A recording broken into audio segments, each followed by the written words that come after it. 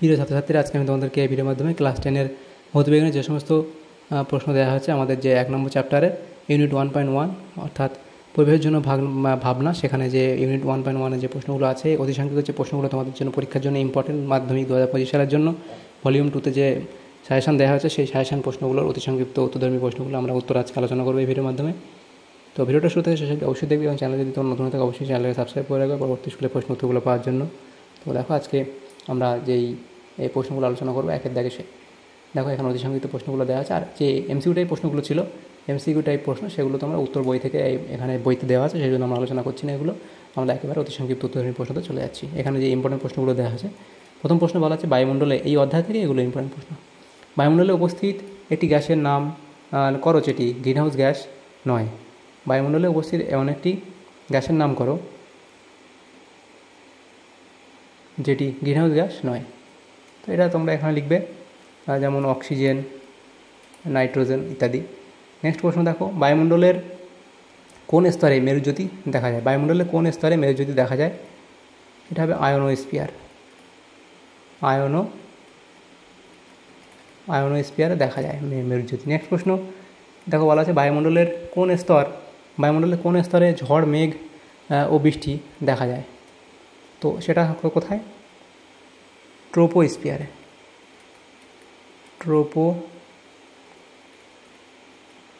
ট্রোপোস্ফিয়ারে দেখা যায় মেঘ, ঝড়, বৃষ্টি। নেক্সট প্রশ্ন, ওজোন স্তরে ক্ষতির জন্য CF2Cl2 এর কোন পরমাণুটি বেশি দায়ী? সেটা হবে ক্লোরিন। নেক্সট প্রশ্ন, অতিবেগুনি রশ্মির প্রভাবে CFC এর বিয়োজনে নির্গত কোন পরমাণু ওজোন গ্যাসকে অক্সিজেনে বিয়োজিত করে? এটা হবে সক্রিয়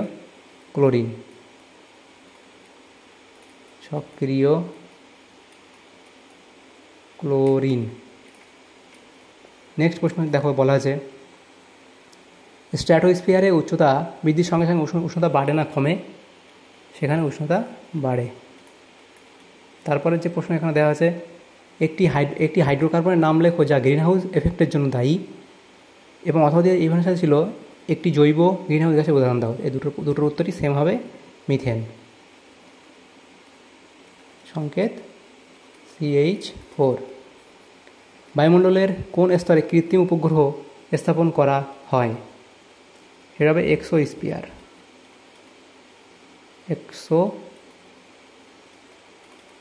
এক্সোস্ফিয়ার স্তরে বায়ুমণ্ডলের স্তরে কৃত্রিম উপগ্রহ স্থাপন করা হয়। নেক্সট প্রশ্ন, বায়ুমণ্ডলের উষ্ণতা বৃদ্ধি করে এমন একটি গ্যাসের নাম লেখো। তো সেটা তোমরা লিখবে কার্বন ডাইঅক্সাইড, CO2।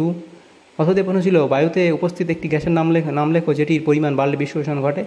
এটাও CO2, কার্বন ডাইঅক্সাইড লিখতে পারো।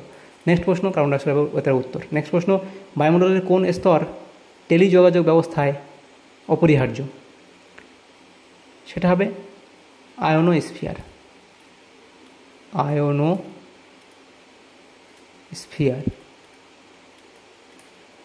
তারপরে প্রশ্ন 10 দাগের, এমন একটি গ্যাসের নাম অথবা ফর্মুলা লেখো যা একটি গ্রিনহাউস গ্যাস ও ওজোন স্তর ধ্বংসের কারণ। তো এখানে তোমরা লিখবে কি CF2Cl2।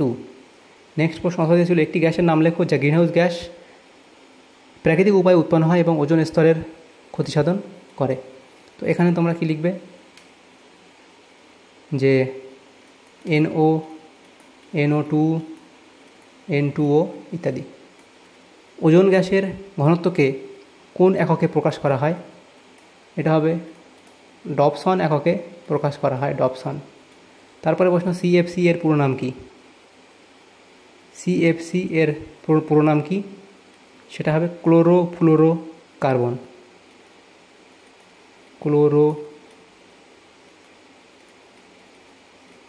ক্লোরোফ্লোরোকার্বন। নেক্সট প্রশ্ন, ওজোন স্তর সূর্য থেকে আগত কোন রশ্মির ভূপৃষ্ঠে আপাতনকে প্রতিহত করে? সেটা হবে অতিবেগুনি রশ্মি। অতিবেগুনি রশ্মি অর্থাৎ আল্ট্রাভায়োলেট UV রে। এরপর প্রশ্ন, বিদ্যুৎ ক্ষরণের সময় কোন গ্যাস ওজোন স্তরকে ভাঙে? সেটা হবে কি NO2 ইত্যাদি গ্যাস। নেক্সট প্রশ্ন, বায়ুমণ্ডলের কোন স্তরকে শান্তমণ্ডল বলে? বায়ুমণ্ডলের কোন স্তরকে শান্তমণ্ডল বলে? বায়ুমণ্ডলের স্ট্র্যাটোস্ফিয়ারকে শান্তমণ্ডল বলা হয়।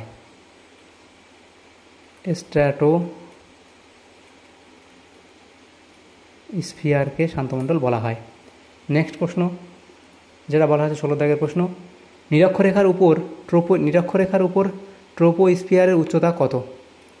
নিরক্ষরেখার উপর ট্রোপোস্ফিয়ারের উচ্চতা কত? 16 কিলোমিটার থেকে 18 কিলোমিটার। বিশ্ব উষ্ণায়নের জন্য কোন গ্যাসটি সবচেয়ে বেশি দায়ী? সেটা কার্বন ডাইঅক্সাইড, CO2। ভ্যাল অ্যালেন বিকিরণ বলয় কোন স্তরে দেখা যায়? সেটা ম্যাগনেটোস্ফিয়ারে দেখা যায়।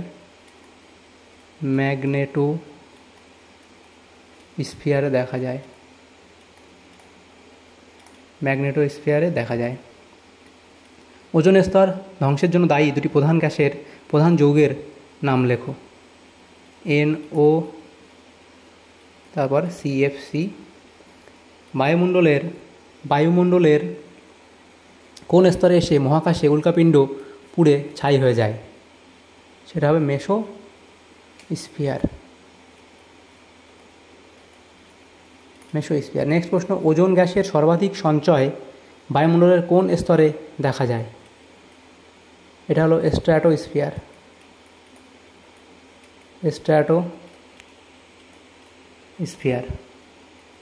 নেক্সট প্রশ্ন, গ্রিনহাউস গ্যাসগুলিকে N2O, H2O, CO2, CH4, CFC, global warming potential এর ঊর্ধ্বক্রমে সাজাও।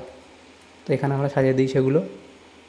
H2O, তারপর এখানে দেখো NO2, এখানে তারপর CFC, এখানে কি ঊর্ধ্বক্রমে সাজাতে বলেছে? CH4, CO2, দেখো এভাবে সাজিয়ে দেবে। CO2, CH4, CFC, N2O এবং H2O, ঠিক আছে। ODS এর পুরো নাম কি? ODS এর পুরো নাম হলো ওজোন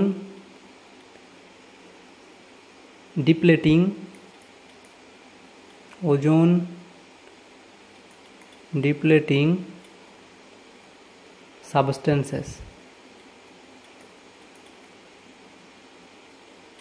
নেক্সট প্রশ্ন, সুপারসনিক বিমান বা জেট প্লেন নির্গত কোন গ্যাসটির ওজোন স্তর ধ্বংসের প্রভাব সবচেয়ে বেশি?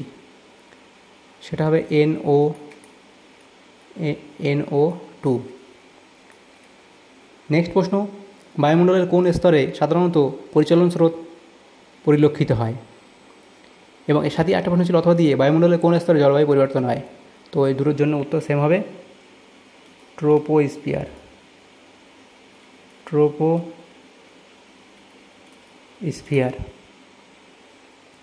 এক্সোস্ফিয়ারে মূলত কোন গ্যাস অবস্থান করে? H2 এবং HE। ট্রোপোপজ অঞ্চলে বায়ুর উষ্ণতা কত? ট্রোপোপজ অঞ্চলে বায়ুর উষ্ণতা -56 ডিগ্রি সেন্টিগ্রেড। এরপরে প্রশ্ন বলা আছে, বায়ুমণ্ডলের কোন স্তরে ওজোন গ্যাস থাকে? স্ট্র্যাটোস্ফিয়ারে। বায়ুমণ্ডলের কোন স্তরে ওজোন গ্যাস থাকে? এটা হলো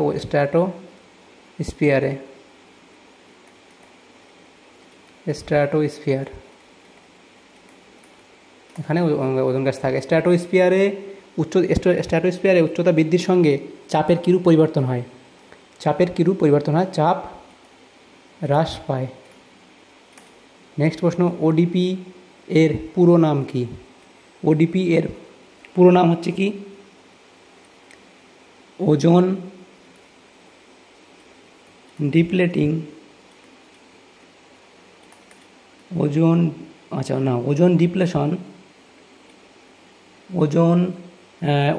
ডিপ্লেশন পোটেনশিয়াল।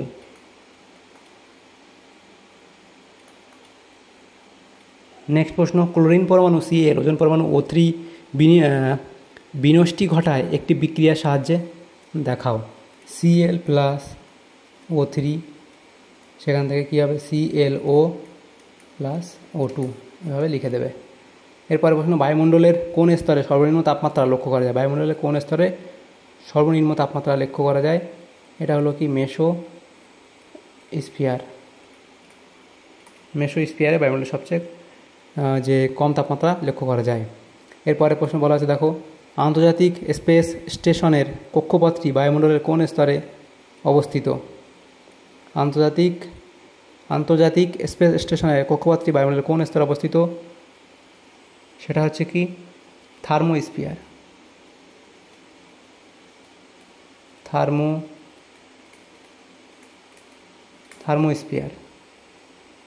নেক্সট প্রশ্ন দেখো, এখানে বলা আছে শূন্যস্থান পূরণ করা। একের দিকে বলা আছে ট্রোপোস্ফিয়ারে উচ্চতা বাড়ার সঙ্গে সঙ্গে উষ্ণতা উষ্ণতা হ্রাস পায়। নেক্সট প্রশ্ন দেখো কি বলা আছে, প্রাকৃতিক সানস্ক্রিন বলা হয় ড্যাশ স্তরকে? প্রাকৃতিক সানস্ক্রিন বলা হয় ওজোন স্তরকে। তারপরে পৃথিবীর ছাতা নামে পরিচিত বায়ুমণ্ডলের ড্যাশ স্তর? সেটাও হবে ওজোন স্তর। পৃথিবীর ছাতা নামে পরিচিত ওজোন স্তর। পৃথিবীর রক্ষা কবচ নামে পরিচিত বায়ুমণ্ডলের ড্যাশ স্তর? সেটাও হবে ওজোন স্তর। নেক্সট প্রশ্ন, বায়ুমণ্ডলের যে স্তরটি রেডিও তরঙ্গ প্রতিফলিত করে সেটি হলো আয়নোস্ফিয়ার।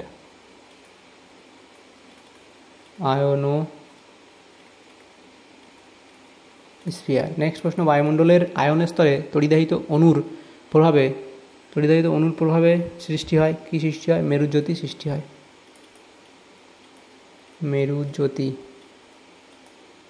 মেরুজ্যোতি সৃষ্টি হয়। বায়ুর অস্তিত্ব না থাকায় বায়ুমণ্ডলের ড্যাশ স্তরের আকাশ কালো দেখায়? থার্মোস্ফিয়ারের আকাশ কালো দেখায়। থার্মোস্ফিয়ার স্তরের আকাশ কালো দেখায়। নিচের বিবৃতিগুলি সত্য বা মিথ্যা লেখো। প্রথম প্রশ্ন, ট্রোপোস্ফিয়ারে প্রতি 1000 মিটার উচ্চতা বৃদ্ধিতে 6.4 ডিগ্রি সেন্টিগ্রেড উষ্ণতা হ্রাস পায়। এটা সত্য না মিথ্যা? এটা হবে কি সত্য। নেক্সট প্রশ্ন কি বলা আছে, ট্রোপোস্ফিয়ারকে শান্তমণ্ডল বলে? এটাও সত্য। ট্রোপোস্ফিয়ারকে শান্তমণ্ডল বলে না, এটা ভুল। তারপর প্রশ্ন, উত্তপ্ত মাটি যে ইনফ্রারেড রশ্মি ছেড়ে দেয় তার তরঙ্গদৈর্ঘ্য সূর্য থেকে আগত ইনফ্রারেডের তরঙ্গদৈর্ঘ্যের চেয়ে কম। এটা সত্য। আচ্ছা, নেক্সট প্রশ্ন, ট্রোপোস্ফিয়ারের উচ্চতা বৃদ্ধির সঙ্গে বায়ুর চাপ হ্রাস পায়? এটাও সত্য। নেক্সট প্রশ্ন, ফসিল ফুয়েল পোড়াবার ফলে সৃষ্ট CO2 গ্লোবাল ওয়ার্মিংয়ের প্রধান কারণ? এটাও সত্য। নেক্সট প্রশ্ন, পৃথিবীর বায়ুমণ্ডলে প্রধান উপাদান গ্যাস দুটি গ্রিনহাউস গ্যাস নয়? এটাও ঠিক বলা হয়েছে। বায়ুমণ্ডলের সর্বোচ্চ স্তরটি হলো ম্যাগনেটোস্ফিয়ার? এটাও সত্য। তাহলে দেখো এখানে শুধু এই একটা মাত্র ভুল দেওয়া আছে, ট্রোপোস্ফিয়ারকে শান্তমণ্ডল বলা হয়, এটা মিথ্যা, বাকিগুলো সমস্তটাই সত্য। তো আমাদের এখানে তাহলে যে প্রশ্নগুলো আছে, পরের প্রশ্ন এখনও আছে। পরে এখন 8 নম্বর প্রশ্ন, যেখানে বলা আছে যে ট্রোপোস্ফিয়ারে ধূলিকণার উপস্থিতি সর্বাধিক? এটাও ঠিক বলা আছে। কম শক্তির অতিবেগুনি রশ্মি শোষণে ওজনের অক্সিজেন পরমাণুতে ভেঙে যায়? এটাও সত্য। নেক্সট প্রশ্ন, বায়ুমণ্ডলে গ্রিনহাউস গ্যাসের একটি স্তর আছে বলেই গ্রিনহাউস এফেক্ট ঘটেছে? এটা মিথ্যা। কার্বন ডাইঅক্সাইড একটি অন্যতম গ্রিনহাউস গ্যাস? এটা সত্য। ট্রোপোস্ফিয়ারে ওজোন গ্যাসের সবচেয়ে বেশি সঞ্চয় দেখা যায়? এটা মিথ্যা। গ্রিনহাউস এফেক্টের প্রসঙ্গে গ্রিনহাউসের উপমা ঠিক নয়? এটা সত্য। তাহলে দেখো এখানে আমাদের 1 নম্বর অধ্যায়ের যে পরিবেশের জন্য ভাবনা, সেখান থেকে ইউনিট 1.1-এর যে সমস্ত প্রশ্নগুলো ছিল MCQ টাইপ প্রশ্ন, সেগুলো আমরা আলোচনা, এই অতিসংখ্যিত যে প্রশ্নগুলো ছিল সেগুলো আমরা আলোচনা করলাম, অর্থাৎ 1 নম্বর প্রশ্নগুলো।